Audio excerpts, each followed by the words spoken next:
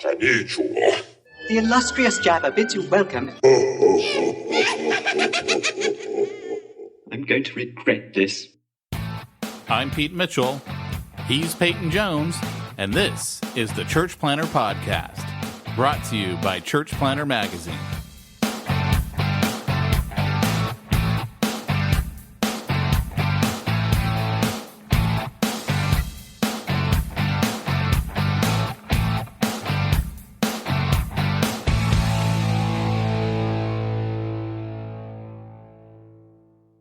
Walk on the road. Walk right side, safe.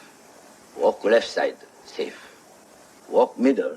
Sooner or later, get the squish, just like grape. Here. Church planting. Same thing. Either you. Church planting do. Yes. Or. Church planting do. No. You. Church planting do. Guess so. Just like grape. Hey, Church Planter, this is Pete Mitchell. And this, Peyton Jones.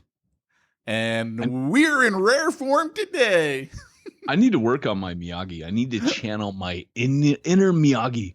Oish. You know that thing he does, right? When he, oish. Hey, this. He pulls his arms out like that. This. You can see me. This is for your wife. California, stay away from here. Stay away from here now. Don't come in here. Hey, she started listening to the podcast again. Don't. John Doe has the upper hand. Don't do what's it. In the box? Oh, you did it. Oh, what's in the box? She started listening to the podcast again. You drove her away. She came back last week, and now you're just going to drive her away again. You know, I got a habit of driving people away, and I really should feel bad about it. But for the most part, I don't give a rip. Hey, you know what? Why was I the one that got all the hate mail? But I got all the hate mail for what you said. What did you get hate mail for? Oh, just a couple things. Is this from? I have to say, if you guys did not listen to, did you seriously get hate mail and you didn't share it with me? Yeah, I might. We'll talk after. It's of a sensitive nature. You were protecting me, weren't you? You know, I live to protect you. I am your bodyguard. In fact, they should make a movie about us, and Kevin Costner could play me. Whitney Houston could play you. I knew you were going to go there. And I will always love Pete. All right. That's me done. You like that? I could keep going. I'm curious. You got hate mail. Yeah, I did. But we may have deserved it at a couple points. Well, you might have deserved it at a couple points. I'm just saying. And this is from the Do Black Lives Matter podcast? If you did not listen to our Black Lives Matter podcast, Pete and I were a little bit passionate. We were all worked up about the election. It made us really upset. I didn't even remember talking about the election. Oh, okay. It's kind of like El Nino. This election is kind of like, remember when El Nino came around? You could blame everything on El Nino. Remember when Y2K came around? You did blame everything on Y2K. Yeah, well, this is the same. So I know we're going to hear, like I saw an obituary report the other day that said it was a sweet looking old lady, and it was in the newspaper. Either it was a joke, an ad that someone placed, but it was really out of the newspaper. My buddy circled it, and it said forced to choose. Can you hear me? Yeah, I can hear you. And you're forced trained, to choose between voting for Hillary or voting for Trump. She chose to depart this world and go into her eternal rest. That's a great obituary. That is hilarious. Yeah, I'll see if I can get the picture. I bet you anything that was just offensive to people right now. Oh, yeah. Well, You know we're on episode 199. The gospel's offensive, baby. You know we're on episode 199. What? This is 199. And you're not going to be here for 200? I'm going to have to do 200 without you? I'm just saying I can't. Well, you're going to be at Exponential, so it's not like you could really do it either. Yeah, it's true. Well, I'm not going to be there on Friday, but I was going to say I'm going to be interviewing my butt off at Exponential. Oh, yeah. Nice. Yeah. Yeah, I should probably care what people had to say, but that is actually one of the reasons I have Pete at churchplantermag.com go straight into the trash. They might have actually sent it to me, and I just don't get those emails. Are you serious? Oh, yeah, dude. I stopped getting hate mail a long time ago. I learned how to deal with it. I just turn it off. Pete at churchplannermag.com goes straight into the trash. I'm going to start sending you love messages to Pete. Doesn't even come across my desk. I never see those. If I ever die, you'll have to search the trash to see what I really thought about you. I love this. This is rich. Now, if you email Pete Wildstallion at hotmail.com, that might actually go to me. Wild Stallions rule. Dude, that was on TV this last week. Bill and Ted's Excellent Adventure. Oh, it was good stuff. It's the best. It was good stuff. Man, I've had a crazy week. For me, it was crazy. Hey, what happens in St. Louis stays in St. Louis. Yeah, I was there in St. Louis for this was a longer trip for me because I left on Sunday and didn't come back until Tuesday. Normally, I'll leave on one day and literally come back the next. But we had 3 sessions that I was speaking at, 2 of them on Monday and 1 of them on Tuesday. Next week, I got to go to the East Coast, speaking in Philadelphia and in Maryland on the same day, and then flying back that day. No kidding. And then the next week after that, I got to go to Nashville, and then I think Utah, and then I don't tell Utah. And then a couple of weeks after that, I'm going to San Jose, and I don't know. I'm all over the place. Dude, I got a laugh out of my dad joke. That was awesome. Hey, all I want to know, because now you got me stuck on the hate mail. You shouldn't have even brought it up. Did I offend any of our black listeners? No. Okay, then I don't give a rip if I offended the white people. I really don't. Sorry. I can't get over some of the comments that keep coming up on Facebook. I'm just like, oh really? Oh, yeah. I stopped. I kid you not now. I think I've done drive-by posts this week on Facebook, but I've pretty much not even paid attention to Facebook this week. And I think that's kind of a good thing. I've been thinking, and like the human being. Oh, my Ever seen that on Mars Attacks where they blow up all the humans? And the lady at the donut shop, she goes, I think they know like the human being. I don't remember Mars Attacks was not a good movie. I mean, dude, what's wrong with you? Oh, come on. Fantastic here's movie. The thing. I knew you and I have different love languages when it comes to movies.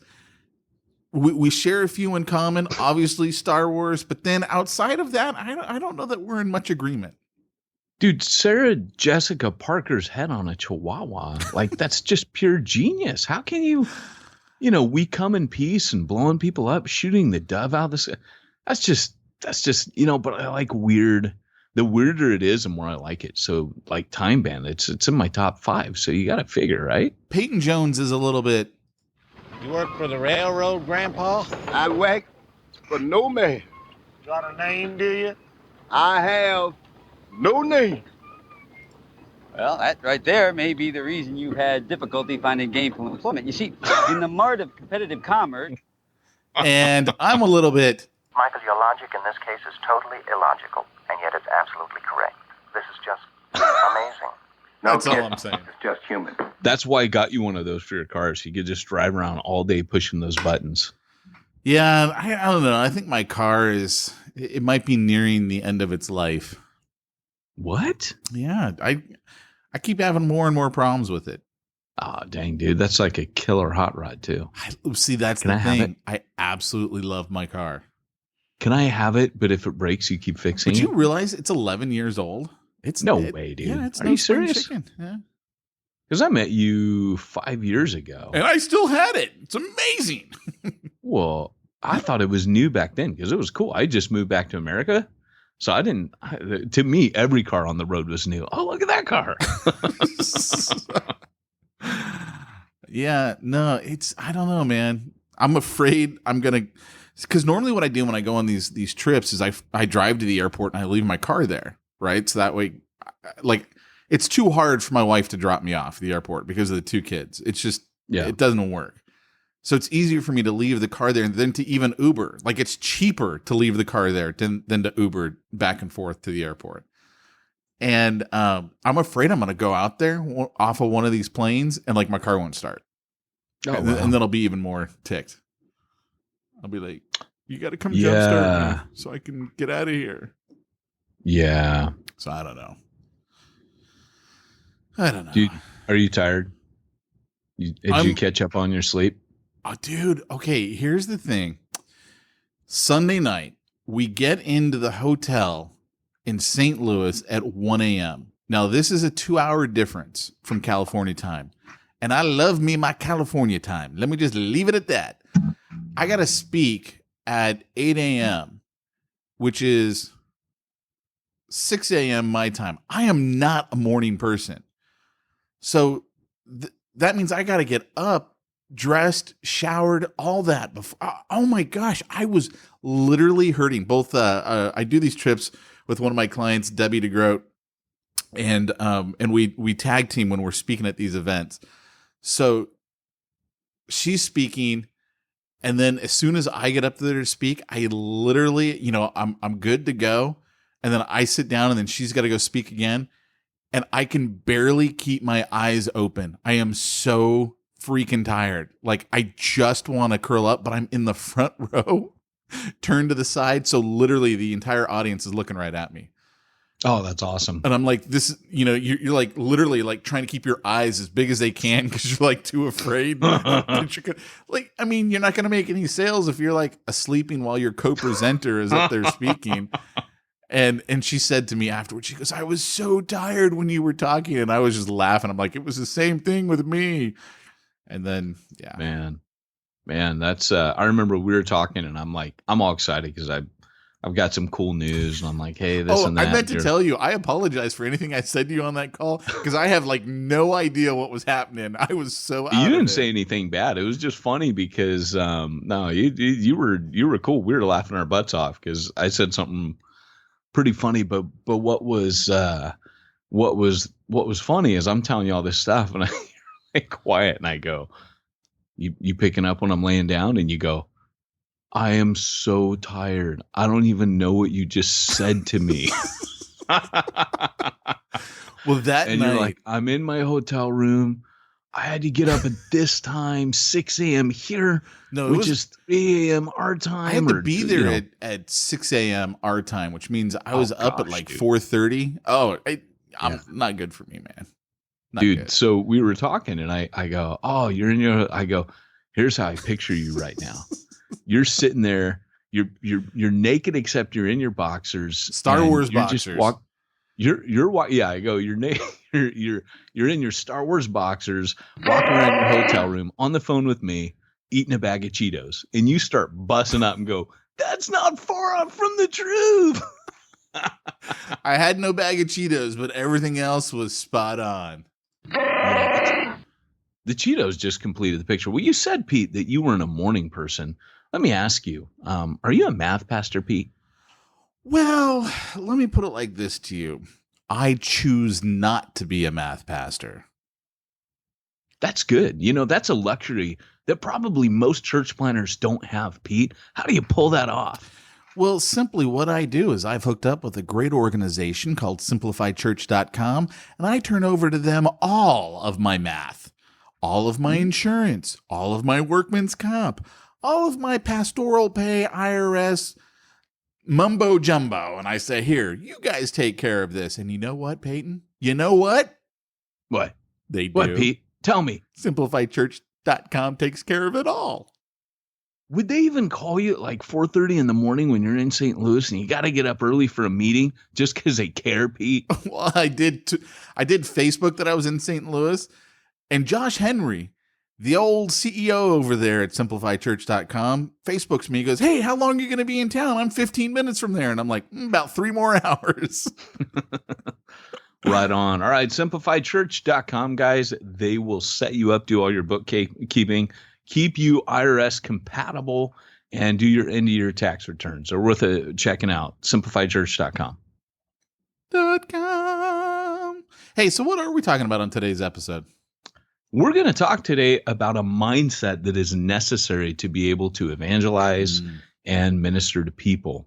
Because often what gets in the way of us actually being able to minister to people or hear them or interact with them in a way that's going to be beneficial is our attitude. And I think our podcast last week, that's kind of what we're hitting on, is an underlying attitude that while the black community is suffering in America, often the white community just has a bad attitude and can't hear them, can't listen.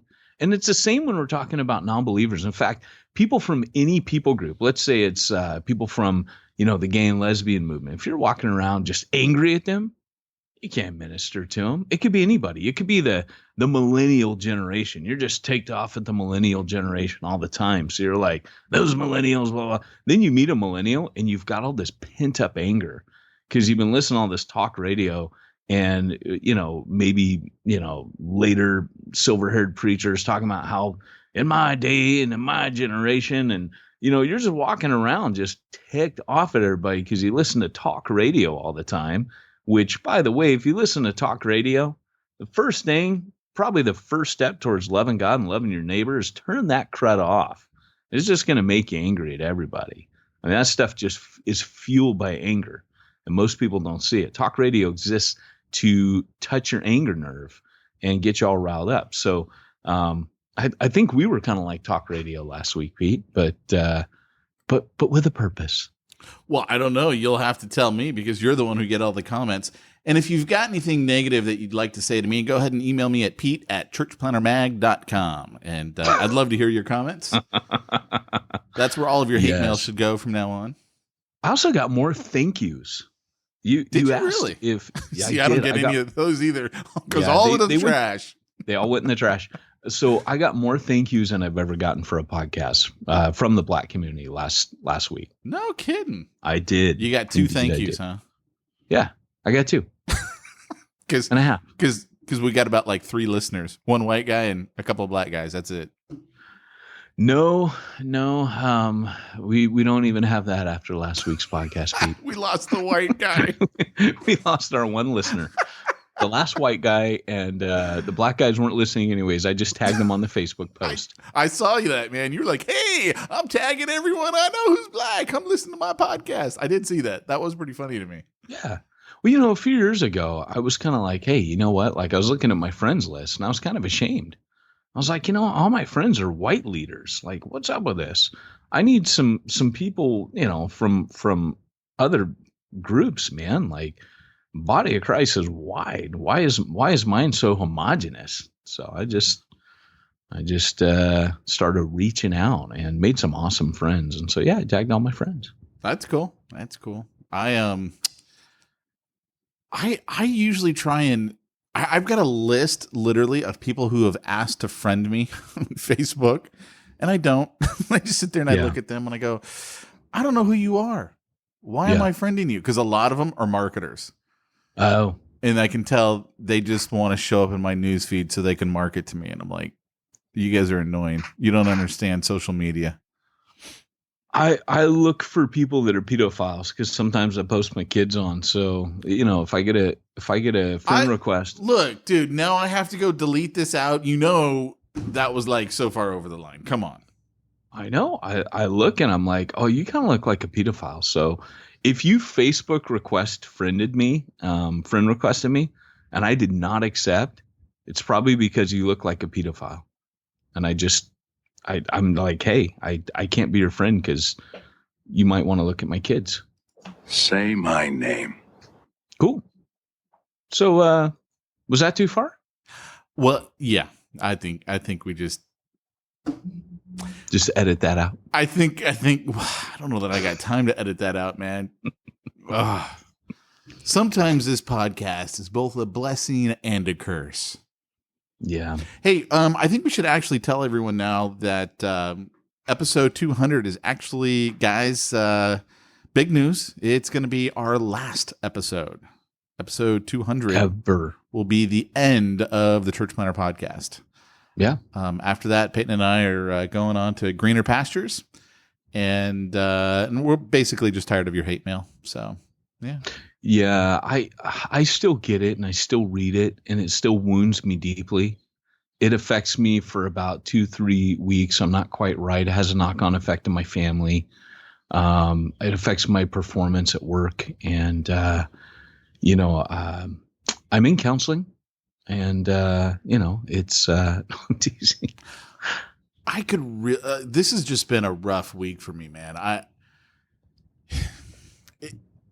With the business that I do, I work with a lot of real estate professionals, and it is amazing to me how smart they can be in some areas of their lives and not in others. Like it is like they are really good at selling real estate, like really good at it. But like how you turn on a computer is foreign to them. It is amazing. No comment on that, Pete. You know how to turn on a computer. I do know how to turn on a computer. But after that, I'm pretty much a little bit lost. I had this lady today. I've been dealing with her for weeks now. And I finally emailed my partner on this program. I'm like, look, I got a refund of her money. I can't deal with her anymore. This is just, it's reached the absurd level. Because she was like, she needed all these postcards. So we put them all together. And I sent her the zip file. It won't open. I'm like, dude, it's a zip file. Every computer since about 1990 can open a zip file. It's just blank. The file doesn't work. So I open it all, dump it into a Dropbox folder, send her the folder. Oh, great. There it is. Oh, no. When I download them, they won't open. I'm like, oh, my gosh, dude, I don't know what to tell you. And she's like, please, can I just pay you? How much will it cost? Can I just pay you? And I'm like, no, because I have standards. I can't work with you. Pete, would you say that when this was happening, you felt like you could minister to her? Let me just put it like this. I felt like, wow, this is why it's so hard to show the love of Christ to some people. Well, here's the thing. Yeah, here's the thing. Like, okay, so picture that, right? Probably at that moment, you just like, I can't even deal with you. I think that happens on a lot of levels of people. I think when, you know how like Paul in 1 Corinthians 9, how he says, therefore we, all things we've been made new, therefore we regard no one from a fleshly point of view anymore. And he says, all things are made new. We used to view Christ from a fleshly point of view, but now we don't anymore. And then Paul says, therefore I become all things to all men.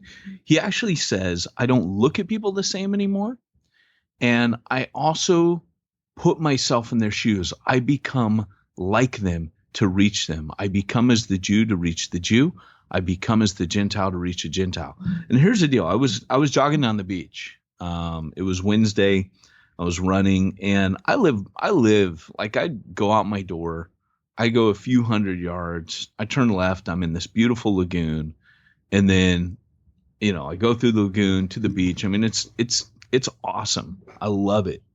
But, obviously living in a beach community, there's a lot of, people dressed. There's girls in bikinis, and I don't feel like I perv out on that stuff. I mean, women are nice looking, don't get me wrong, but here's the deal. There are people stood out watching the girls volleyball while they're in bikinis, and they're creepy looking dudes, right? Like, and I remember I was jogging, and I'm just like, you know what? Like, I start getting mad as I'm kind of approaching the volleyball section, and I just see these creepy dudes. And I'm because I'm a dad, I got 2 girls, and like I said, I mean, I don't, women are meant to be attractive. That's how God made them. I'm glad he did, I'm not trying to be like an uber Puritan, because I was talking to my wife, and my wife's like, but that, women are, they're beautiful and they're meant to be admired. And she was kind of taking the high road, and I go, yeah, but hun, these guys were creepy. And it was like, these creepy guys aren't there any other time of day. It's like they had it mapped out, because I'm noticing this pattern. And you can tell which ones are like the dads of these high school girls. And then you can tell the ones that are just kind of, they're there to have a perv. So anyways, I'm jogging down the beach, and I'm angry because like I said, dad of 2 girls. I'm a little mad. I'm like, yeah, perverts, you scumbags, go somewhere else, move along. And as I do that, this guy I'm going to make up his name. Let's say his name is Brad. Brad is a guy that I've been talking to. He's a homeless guy, and I've shared a little bit with him. And all of a sudden, Brad turns around, sees me, and goes, "Hey, Peyton, what's up?" And I immediately, like every feeling I have, where like I almost wanted to kill these guys, suddenly transforms, and I go into gospel mode, like boom, and I just waved, but my heart completely did a 180, like in an instant, because all of a sudden all this compassion, and I saw him. I didn't just see pervert, I saw him. And I think Jesus, when he looked at people, he didn't just see prostitute. He didn't just see sinner. He saw their soul. He saw who the real them was, who he created them to be, right? I don't know if you're picking up what I'm laying down here, but you know, often within evangelical circles, we identify ourselves as sinners. But I think what the gospel comes along and does, it says you were given a new nature. And yes, although, you know, sin is part of the old nature, your new nature is not. Your new nature is the restored you. It's the one that God created you to be. The sinner, the old nature, is a distortion of the intended you, if that makes sense. Yep. So when you identify yourself as a sinner, yes, you are a sinner, but that is a distortion. So what you're saying is, I am a distortion of what I was intended to be. I've missed the mark. So when Jesus looked at people, I believe that he looked at people and he saw them as they were intended to be. And so, you know, like I said, so all of a sudden, I'm not mad at him. As I'm jogging away, I feel the Holy Spirit just speak to me and give me all this compassion, not just for Brad, but for every other person along that wall. And I felt the Lord just kind of whispered in my heart, imagine being so in bondage to your appetites, you know, to lust, that you would drag yourself down to the beach at a set time and just stand there like a pervert, not caring who's seeing you perving out on these girls, that you could not resist your impulses to that point. And, you know, can you imagine? And I just, all of a sudden, it was like, it went from anger to pity. And then it was like, man, I want to go talk. Like, these are conversations, like I right away knew this is a conversation I'll be having with Brad. I'll be talking to him about being in bondage to, you know, kind of like the guy says, you know, it's, I'm not in bondage to things I don't want to do. I'm in bondage to the things I do. You know, God saved me from my desires. You know, I think when you become a Christian, that you switch from seeing God as someone who fulfills all your desires to God as somebody who saves you from your desires. You know what I'm saying? Yeah.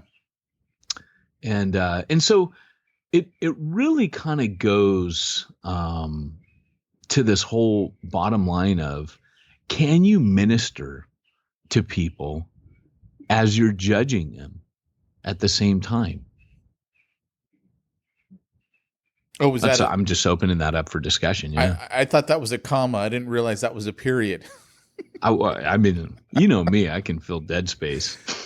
No, it's funny hearing what you're saying, because I think about Refuge Long Beach, and you look at the people who were there, at least when I was there, and I'm sure it's the same way, because those were the good ones. Well, it's not like it's a should go now. It's not a highfalutin church now, so it's not like, you know. Anyway, but I'm reminded of one of the things that Rick Warren said to us when we were at that dinner with him. I think it was then that he said it. He goes, "I won't hire anyone on my staff who hasn't been hurt deeply." And what he was speaking to is, there, like, when you find the God that can heal that wound, that can pick you up from such a low spot, there is, unfortunately, there is a difference. And I say unfortunately because if you haven't gone through that, that's great. That's awesome for you. but there is a difference. There's a closeness, and I think it's because we can remember what it was like for us. And I think, we talk about on this podcast, I'm the sinner. Clearly, that's the case. I mean, it's kind of at times an absurd level, but there's one thing that I don't feel at all in my life, and I think the more I understand God, the more I understand God's grace, the more of my imperfection I see. And I can't just sit there and be like, oh, those gays, how dare they do this? Or those fill in the blank. It's so vile. Yeah, there are a lot of things that are vile. There are a lot of things that turn my stomach.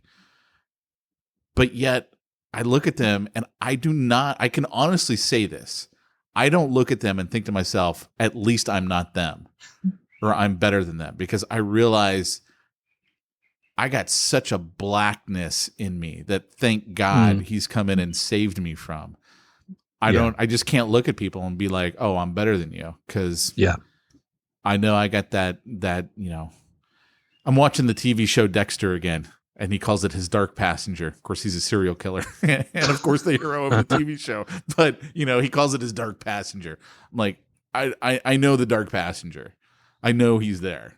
That's funny. And incidentally, the day that we showed up to meet with the community center guy at Bixby Park, they were filming Dexter there. Were they really? Yeah. Yeah. So that's funny. Yeah. Yeah. So I don't know. I'm just saying I get it. I mean, I can't remember who it was, but I remember there was someone who was, and I'm going to murder the story. You might actually remember the story. I thought he was one of our former attorney generals who was a Christian, and he was friends with someone who was a leader in the gay community. C. Everett Koop. Was it C. Everett Koop? Okay. C. Everett Koop. Yeah. Okay. And they were like, how can you be friends with him with all of this, basically sin in his life or something like that? And he's like, I'm just amazed you can be friends with me with all the sin I got in my life. Yeah. And I think there's a humbleness there, and not like it's okay if I sin, but because I realize it's not okay when I sin, and I realize I don't always realize it right away, but clearly I said some stuff on last week's podcast that whatever, right? I don't even know what it was, but it's not okay, to sin, or I don't know if I'm making any sense, man. You're making total sense, because the place that Paul comes, I mean, what I kind of hear you saying, I mean, think about Paul, right? He was like, I was a Pharisee of the Pharisees. When it comes to legalistic righteousness, I was faultless. Like, that's crazy. But he says legalistic. What he means by that is external righteousness. He goes, I was faultless. Like, I kept the law, the external parts perfectly. But then in Romans, stupid train, he says they're sprung up. Hey, when's Peyton doing that podcast? Let's make sure we lay on the horn then. breaker. It's funny because, Paul says, when the law said do not covet, he doesn't say that the law changed. He goes, they're sprung up within me, every covetous desire. Suddenly Paul, and he goes, the law which I thought brought life brought death, and I died. I died that day. It was like, I'm dead. I was trying to live by this law, and it slain me because of something in me. And so Paul transforms from the externals. He knows he's the chief of sinners in his heart. Paul, as far as we know, did not murder anyone physically. I mean, he didn't pick up a stone. He had other people do his dirty work. What troubled Paul was his heart was murderous. He desired them all to die.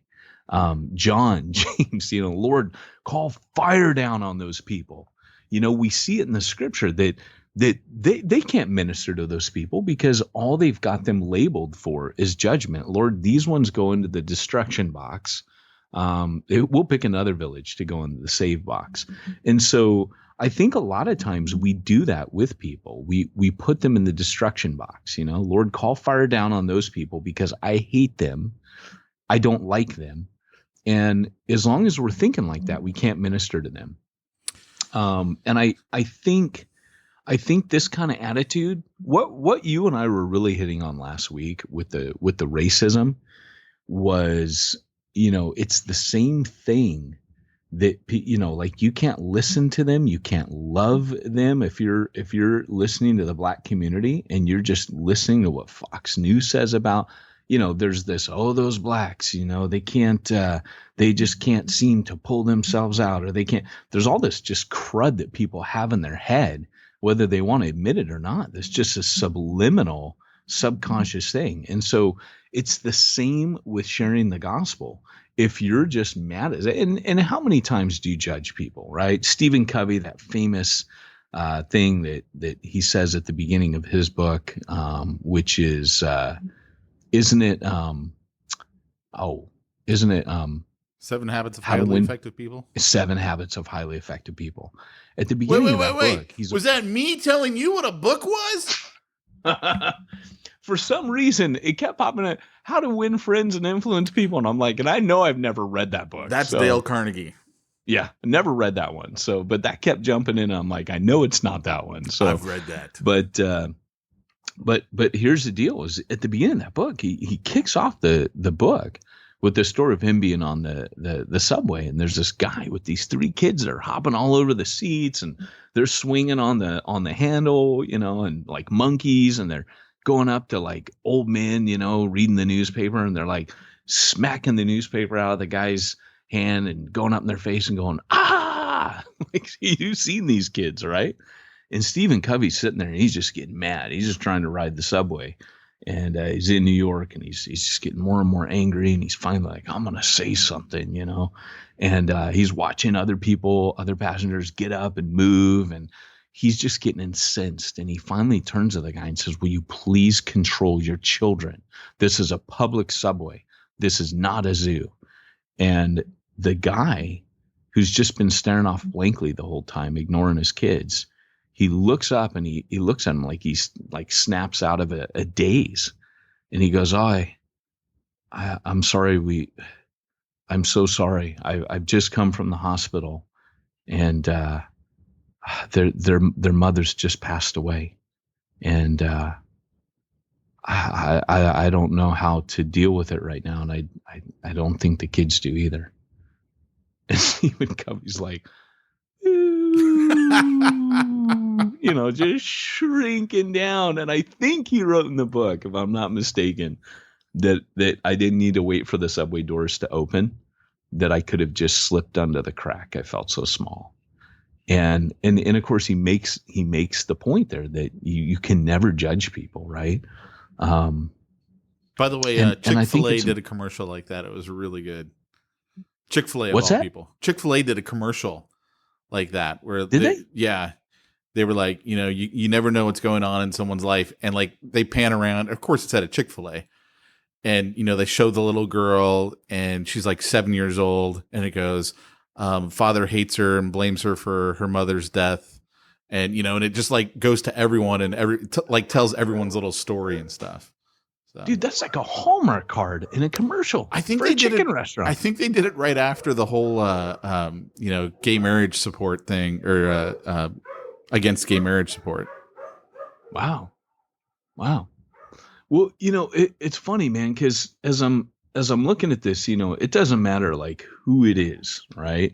But I love the fact that Paul right away says, A, I don't look at anyone different anymore, and B, I become like them.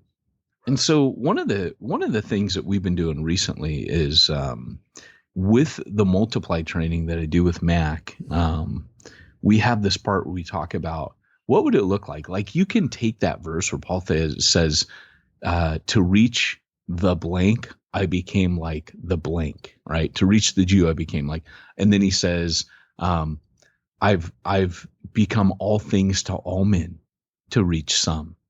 And so Paul's saying, I identify with them. I live, I go and I eat with them. I mix with them. And that's really what he's talking about, is he's saying, I go hang out with them. Never forget when I became a firefighter, that was the hardest mission field I ever had. Factory was easy. compared. I mean, those were hard men, but the firefighting circle was the toughest circle I ever kind of infiltrated. And the first question they wanted to know when they found out I was a preacher is they're like, you'll go have a beer with the boys, right? Like you're still one of the guys. And I was like, yeah, I'll go have a beer with you. No problem. And really, I wasn't, I was living in Britain, but I wasn't really big on beer, but I was like, that's what it takes to sure, I'll go have a beer with you, no problem.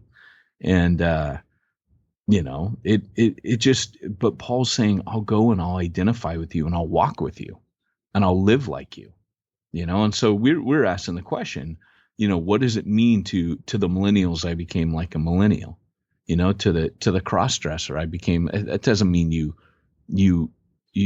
start wearing women's clothing, but it's that you're putting yourself into their frame of mind. You're not looking at them the same. You're seeing them as someone for whom Christ died. And that's where Paul goes in that passage.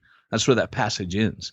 He says, for we judge thus that if Christ died for all, then we all died, right? And that those who live should no longer live for themselves, but for him who loved them and gave themselves for them. And so Paul, his whole conclusion, his whole deal is, I am going to live my life as a living sacrifice, laying it down for others so that they can see Jesus. And so what does it mean to become, I guess that's where it comes down to with the prostitute, the cross-dressing prostitute that we've talked about before on the podcast, using the ladies' room. I don't care. It's like, well, hey, if that, if you pick the time where no one of the service, no one's in there, and that's when you go use the restroom, that's fine by me. We don't got any kids in there. That's not a worry to me. But the reality is that you've got to reach it. You got to stop judging people. You can't tell them, well, you have to use the handicapped restroom with a little bit of a gleam in your eye. Like, I just made a dig at you. You're handicapped because you're a cross-dresser. There's so much hatred right now in our society. The moral right is always angry about stuff. And that's what people are getting. And I'm sorry, but Christians, until we stop judging people like Pharisees, we're never going to be able to love them. And they're going to see Jesus through us loving them, through us lowering our walls and saying, hey, I know you're never going to come into my arena, into the church, as long as you keep encountering that. But I will cross the boundaries. Like Jesus, I will be the one who crosses through the barriers and makes the journey to you. Because I don't expect you to make the journey to us. Know what I'm saying? I feel you, dog. I do. Man, I get it. I mean, it's kind of funny to me because I have these flashes in my head all the time. And I can tell you it happened this week. I'm on this plane filled with people. And one of the thoughts that goes in my head is, wow, isn't it crazy? God loves every one of them as much as he loves me. And it's, for me, I know that's like, everyone's like, yeah, of course he does. But for me, it's always like, wow, man, it's crazy to me because I'm looking at people who are totally different than me, completely different, different ethnicity, different gender, different lifestyle, different, who knows what they do for a I mean, and it's like, but I am like, I am no better than any of them, right? God loved me. God loves them. And it's just one of those things that always catches me. And it just makes me think, okay. And I'm not, because you and I have talked about this on the podcast, I'm not the evangelist. I hate talking to people. I'm the guy who's literally praying to God, please don't let anyone sit next to me on the plane. Please let me have the one empty seat on the plane. I don't want to talk to anyone. And so far, God's, that's like, to God, he takes that and goes, oh, I'll for sure put someone next to you now. That's like, you never pray that prayer. No. And actually, I'll be honest with you. That line that you just said warped my whole view of God growing up, because I heard that all the time. Yeah. I heard what I was, if you pray, you don't want to be a missionary, God's going to make you one. And I'm not kidding, dude. I had this vision growing up of, I can't then pray to God, because if I pray to God that I don't want this, he's going to dig at me and, I'm going to show you, Pete, and he's going to do that. So I'm just telling you that. I hope you don't say that to your kids, because you will warp their view of God. like my No, God. that was just you. It That was wasn't just the me. people That's saying cool. That was just you. But no, he's answered that prayer, man. On like the last 6 flights, it's been glorious. There's been like, no, I'm like the only person on the plane who's got the whole row to himself. I'm like, this is amazing. But I feel you, man. No, you know what? In all seriousness, and I was only teasing. The reality is, you see Jesus in the Gospels going, "All right, everybody, I'm done. The Jesus shop is closed. I'm going to sleep on a boat. Everybody get in the boat. We're going away from these people." And so, but other times he's all night, and other times the disciples are like, "Lord, send them away. Let's go home." And Jesus is like, no, this is cool. Let's feed them, in the middle of nowhere. So, you never know how God's going to work. Yeah. But here's the reality, right? What you said is so incredible, because I'm going through the same thing. And I just wonder if God's kind of stirring people's hearts right now. Because I've been going through this weird thing where I am, like flesh and blood doesn't reveal this stuff to you, right? But like it's totally the Spirit. Like I'll feel God's presence at times, and all of a sudden I'll be filled with this joy that I know God and I can talk to God, as jacked up as I am, all the grace on me, all of his love upon me. And that's kind of been like over the past year, all I've been doing in the morning is just, focusing on the fact that God loves me. And because everything else comes out of that, right? If you don't know that God loves you, then nothing else in your Christianity is going to be built up, because it starts with him being your father. It starts with his love for you. It starts with, he's not, this harsh taskmaster. In fact, I would say mission comes out of just knowing that you're loved. I think Paul, that was his deal, was once he knew that I am the chief of sinners, yet this grace was given to me that I might preach the unsearchable riches of Christ. Grace and mission are tied together. That's why the greatest times of mission have always come out of the greatest times of revival. And so for me right now, I keep hearing Jesus, that verse where he says to the disciples, "Do not rejoice that demons listen to you or you were given authority to do miracles, but rejoice that your name is written in the book of life." And I've been feeling that. I've been hearing that verse over and over in my heart. And that's the thing to get excited about, that I know God and God knows me. And so here's the deal, guys. As you, I mentioned how the disciples want to send people away, and I'm probably going to close out on this because, again, just remember, if you're judging people, you cannot minister grace to them. It's impossible. It's one stops the other from happening. Also, if you're ministering the grace of God to people, you will not judge them. I promise you. You will see them so differently. And so when the disciples are like, "Lord, send the people away," blah, blah, blah, blah, blah. That's when Jesus goes, "Hey, guys, the harvest is ripe. Open your eyes," right? He tells them, "Open your eyes, and the harvest is ripe." And then he says, pray that the Lord sends workers out into his harvest. So God is going to harvest them. And he says, I want you to be a part of this. They're ripe and God is going to harvest, but he wants you to be included. He wants you to be a part of what he's doing. And that starts with that prayer, because it's the prayer that opens our eyes. That's why Jesus says, open your eyes. But then he says, pray, because as you start praying for people, that starts melting your heart towards them. I guarantee you, anyone that you're struggling with judging, millennials, homosexuals, if you really struggle with what we said about race issues and you've got latent racism in your heart, whatever it is, I promise you, if you start praying for those people, God will start melting your heart.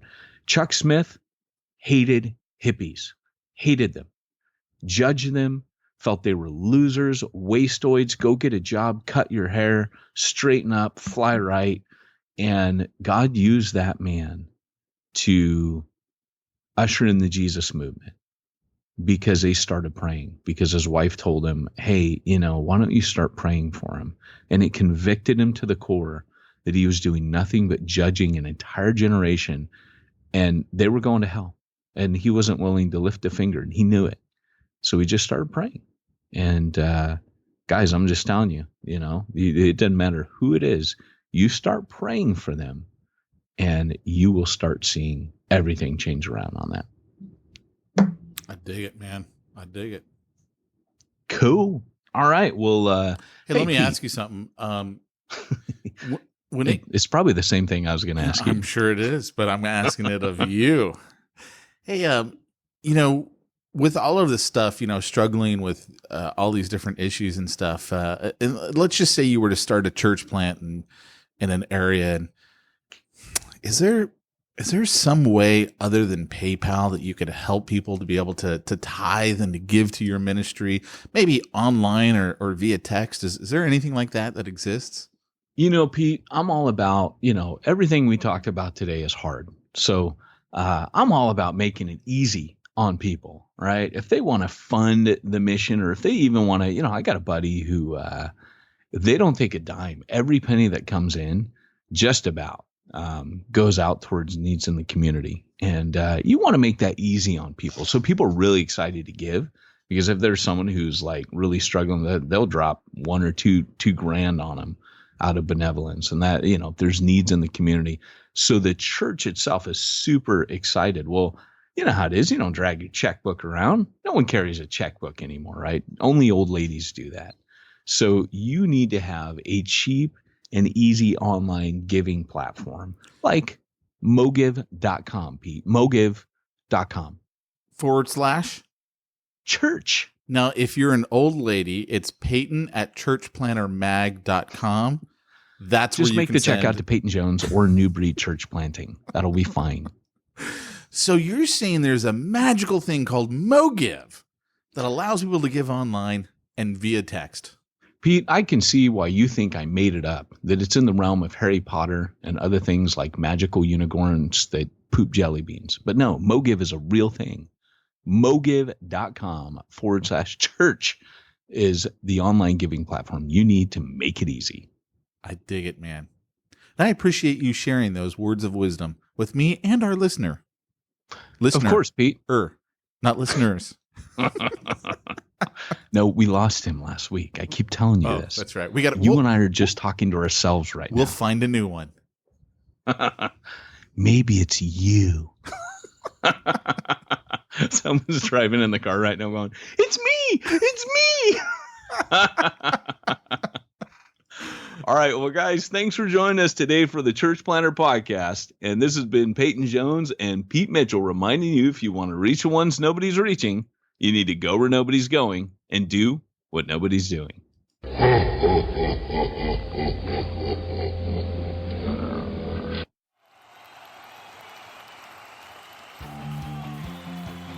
Thanks for joining us for another weekly episode of the Church Planter Podcast with Pete Mitchell and Peyton Jones.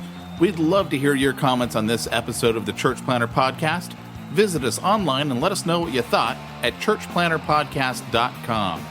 If you subscribe to us via iTunes and have enjoyed the podcast, leave us a positive review. The more positive reviews we receive in iTunes, the more iTunes will promote us to other church planners who would benefit from this show. This podcast is brought to you by the Church Planter Magazine, which is available in the iTunes newsstand or online via churchplantermagazine.com.